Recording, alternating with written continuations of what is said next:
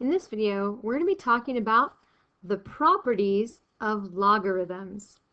So here in our first property, we have the log base a of 1 equals 0, because a to the 0 power is a 1. Because remember that anything to the 0 power is a 1. Our second property is if we have the log base a of a, that's going to equal a 1, because a raised to the 1 power equals a. Our third property, if we have the log base a of a raised to the x, that's going to equal x. And a raised to the log base a of x is going to equal x. We call this the inverse property. Property 4 is that if we have the log base a of x equaling the log base a of y, then x is going to equal y. And that's the one-to-one property. So we're going to use these properties now to go ahead and do some examples.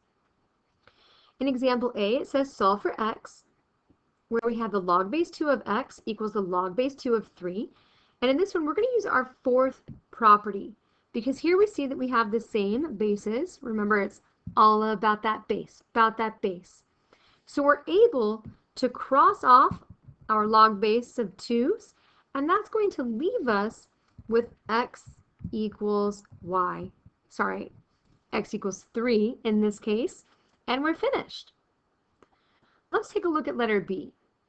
Here it says solve for x, where we have the log base 4 of 4 equals x. Here we're going to use property 3, because notice that our base of 4 also matches our 4 right there.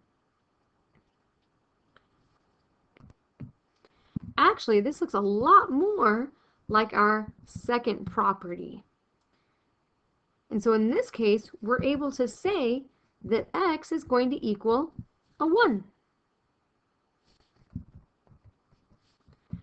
Let's take a look at some of these other ones. So we're going to move this up a little bit. So for this next one, we have the log. We're going to simplify the log base 5 of 5 raised to the x. So here's where we're looking at more of our third property, because here we're seeing our base of 5. And then notice that here we have a base of 5 with an exponent there. And so that tells us, based on our third property here, that when we have that situation, our answer is x. So we're going to simplify this to x, and that's going to be our solution. Let's take a look at letter D. Here we're being asked to simplify again, and we have 7 raised to the log base 7 of 14. This also resembles property 3, but more on this other side over here. Let's use a different color. There we go. Because notice that we have a base of 7, and it's true that our log base 7 of 14 is the exponent, and here that log has a base of 7.